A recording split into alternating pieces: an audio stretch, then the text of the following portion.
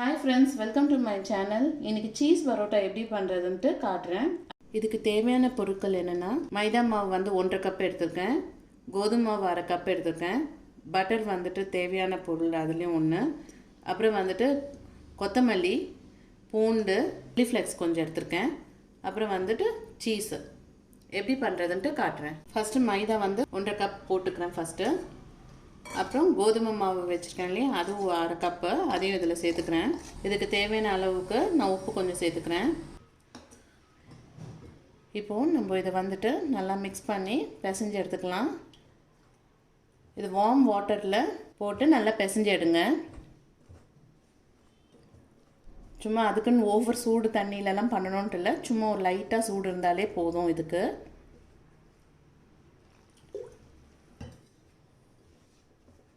கொஞ்சம் எண்ணெய் இது மேலே அப்ளை பண்ணிவிட்டு ஓகே நம்ம பிசைஞ்சாச்சு. இது 25 மினிட்ஸ் கழிச்சிட்டு எப்படி பண்ணுறதுன்ட்டு காட்டுறேன். ஸோ 25 மினிட்ஸ் கழிச்சிட்டு மாவை நம்ம திருப்பியும் ஒரு வாட்டி நல்லாவே பிசைஞ்சு விட்டுடலாம். பிசைஞ்சிட்டு நல்லா சப்பாத்தி பதத்தில் திரட்டிட்டு நல்லா மெலிசாக திரட்டிடணும். இதை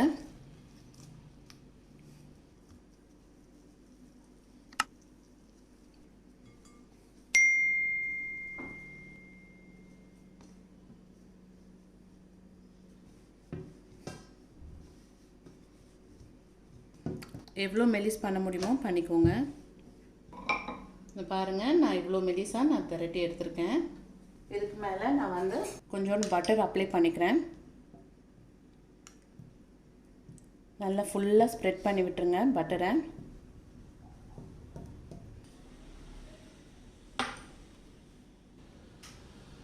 கொஞ்சோண்டு மைதா அது மேலே சும்மா லைட்டாக இது பண்ணி விட்டுருங்க, தூவி விட்டுருங்க. ரொம்ப சும்மா லைட்டாக. அப்புறம் பூண்டு கொஞ்சோண்டு போட்டுக்கோங்க.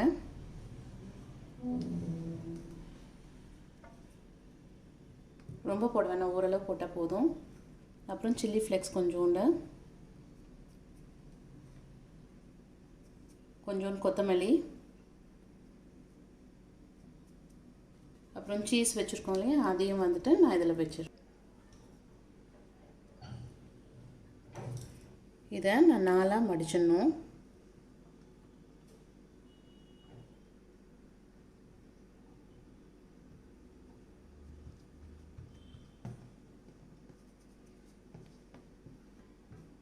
இது திருப்பி நல்லா திரட்டி எடுத்துக்கலாம். பட்டர் அப்ளை பண்ணிவிட்டு தோசை தவாவில் இதை போட்டிருக்கேன்.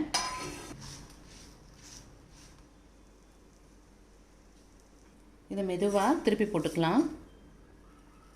இந்த டைமில் கொஞ்சோண்டு பட்டர் அப்ளை பண்ணிடலாம்.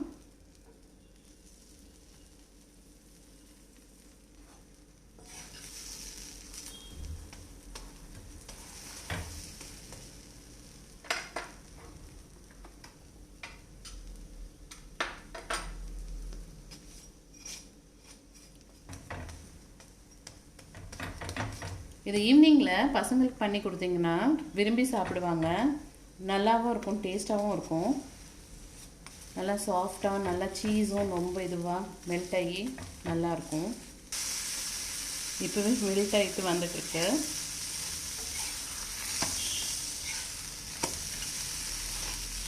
பிளேட்டில் வச்சுட்டு காட்டுறேன் உங்களுக்கு. ஓகே ஃப்ரெண்ட்ஸ், நம்ம சீஸ் பரோட்டா பண்ணி முடிச்சாச்சு. அது கூட வந்துட்டு நான் சாத்துக்குடி ஜூஸ் பண்ணியிருக்கேன்.